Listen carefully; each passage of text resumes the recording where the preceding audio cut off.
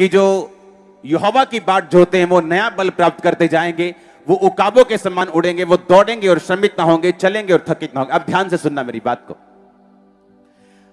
जब परमेश्वर ईगल के बारे में बात करता है, आपको एक बात ध्यान रखनी है। ईगल एक भारी पंछी है, इसके पंख जो होते हैं वो भारे होते हैं और 8 फुट तक इसका डाया होता है। अगर फैला ले तो 8 फुट तक ये होते हैं। जब ईगल उड़ता है, अगर आप ध्यान से ईगल को, बाज को उड़ता हुआ देखें, जब ये उड़ने लगता है तो ये इतना भारा पंछी है कि अगर ये लगातार फड़फड़ फड़फड़ ऐसे करे तो ये थक जाएगा और यहां तक थक जाएगा कि मर भी जाएगा। ईगल क्या करता है? ईगल इंतजार करता है कि वो हवा के प्रेशर को देखता है, हवा की डायरेक्शन को देखता है और हवा के हिसाब से ऊपर चढ़ के, कहीं ऊंची पहाड़ पे या ऊंचे पेड़ पे चढ़ के वो अपने आप को लॉन्च करता है। और जैसे ही वो अपने आप को लॉन्च करता है, हवा के हिसाब से फिर वो ऊपर, नीचे, दाहिने या बाहिने जाना शुरू करते हैं। आप जानते हैं परमेश्वर का आत्मा क्यों आपको बाज के बारे में दिखा रहा है? हालेलुया। अब क्यों परमेश्वर ने कहा जो यहोवा की बाट जोते हैं वो नया बल प्राप्त करते जाएंगे और उकाबों के समान। आम पंछी ने अगर उड़ने इधर से लेके उधर तक वो फड़फड़ फड़फड़ फड़फड़ करके उड़ जाते, पर बाज अगर ऐसा करने लगे उसकी एनर्जी खत्म हो जाएगी। एक क्रिश्चियन को यह बात मालूम होनी चाहिए जो जकरिया की पुस्तक 4 उसकी 6 आयत में लिखा है कि ना तो बल से ना शक्ति से परंतु मेरी आत्मा के द्वारा होगा। आप जानते परमेश्वर ने क्यों कहा वो बाज के समान उड़ेंगे, उकाब के समान उड़ेंगे? परमेश्वर ने उन्हें पंछी के समान क्यों नहीं कहा? किसी और कबूतर के समान क्यों नहीं कहा? कौवे के समान क्यों नहीं कहा? क्योंकि एक क्रिश्चियन व्यक्ति जानता है अगर उसे अपनी मंजिल तक पहुंचना है, उसे पवित्र आत्मा के ठहराव की, उसे पवित्र आत्मा की आंधी की, उसे पवित्र आत्मा के अभिषेक की वेट करनी है और जब वो अलाउ करे उसे तभी उड़ना है।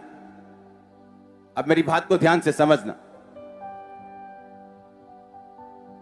जो पवित्र आत्मा से भरे हुए जन है, अगर मैं चर्च में आया हूं और मुझे आपकी हीलिंग के लिए प्रार्थना करनी, मैं एकदम से आके प्रार्थना करना शुरू नहीं कर दूंगा। अगर मैं रियल अनॉइंटेड मैन हूं, अगर मुझे फेक कुछ करना है या कोई ड्रामा करना है तो तभी शुरू कर दूंगा। लेकिन अगर मैं रियल मुझे करना है, मुझे पवित्र आत्मा की आंधी की क्या करनी है? इंतजार करना है। ईगल जब ऊंचे पे जाता है वो वेट करता है कि कब हवा जो है वो मेरे प्रकार की आए और मेरे हिसाब की आए, ताकि जब मैं हवा में अपने आप को लॉन्च करूं तो मुझे फड़फड़ करने की जरूरत ना पड़े, मैं आराम से उड़ूं और जिस डायरेक्शन में मैं जाना चाहता हूं, ऊपर नीचे दाएं बाएं मैं जा सकूं। एक क्रिश्चियन के बारे में परमेश्वर ऐसा क्यों कहते हैं उकाब के समान वो उड़ेंगे? क्योंकि अगर आप क्रिश्चियन हैं और आपको अपनी डेस्टिनी, आपको अपनी मंजिल, आपको जहां परमेश्वर आपको लेके जाना चाहता है उसको पूरा करना है, आपको पवित्र आत्मा का इंतजार करना पड़ेगा। हालेलुया। मुझे पवित्र आत्मा की वेट करनी पड़ेगी कि क्या ये पवित्र आत्मा मुझसे कह रहे, क्या इस जगह पे जाने के लिए या ये काम करने के लिए होली स्पिरिट मुझसे कह रहे। ये आत्मा की बातें जो परमेश्वर हमसे कहता है। जब हम आते हैं चर्च में, वेट करते हैं, वो मस्सा जब उतरता है हम बोलते हैं बी हील्ड और लोग हील्ड होते हैं, उससे पहले नहीं। अगर कोई प्रोफेटिक प्रार्थना करनी है तो हम वेट करते कि परमेश्वर का आत्मा हमें उभारे और हम वो प्रार्थना करें, क्योंकि बाज, उसने कहा तुम बाज के समान उड़ोगे। आज क्रिश्चियन थके हुए हैं, पता है क्यों? उनको हवा का मालूम नहीं, उनको पवित्र आत्मा का मालूम नहीं। परमेश्वर ने कहा तुम हवा को देखते हो पर देखते नहीं, उसको महसूस करते हो। तुम्हें मालूम है हवा इधर को आ रही और इधर को जा रही, पर तुम नहीं जानते वो कहां से आती और किधर को जाती, पर तुम उसको महसूस कर सकते हो। जो कोई आत्मा से जन्मा है वो हवा की तरह है। और सेम बाज भी क्या करते हैं? उड़ने से पहले वो हवा को देखते हैं। वो अपनी ताकत पे भरोसा नहीं रखता कि मैं बाज हूं, मेरे 8 फुट के पंख हैं, जहां जाना चाहता हूं मैं जा सकता हूं। उड़ता नहीं वो वेट करता है हवा की, कि सही हवा हो ताकि मैं निकलूं। तुम ताकतवर नहीं हो, परमेश्वर तुम्हारा ताकतवर है। आज जब क्रिश्चियन को मालूम नहीं कि मुझे अगर उस डायरेक्शन में उड़ना है, मुझे कब उड़ना है।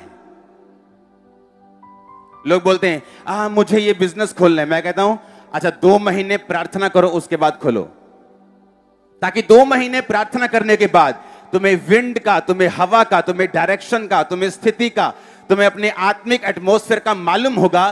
तुम्हें मालूम होगा मुझे इस साइड उड़ना है कि नहीं उड़ना है। नहीं तो क्या होगा, तुम फड़फड़ फड़फड़ करके थक जाओगे और मरने तक पहुंच जाओगे। क्योंकि आज क्रिश्चियन अपने आप को कंपेयर करता है कि मैं तो बाइबल में लिखा है कि मैं तो बाज हूं, मैं तो शेर हूं। लेकिन उससे यह नहीं मालूम बाज इंतजार करता है सही हवा का और सही प्रेशर का उड़ने के लिए, ताकि वो जिस डायरेक्शन में जा रहा है वो थके ना उस डायरेक्शन में जाते हुए। हालेलुया।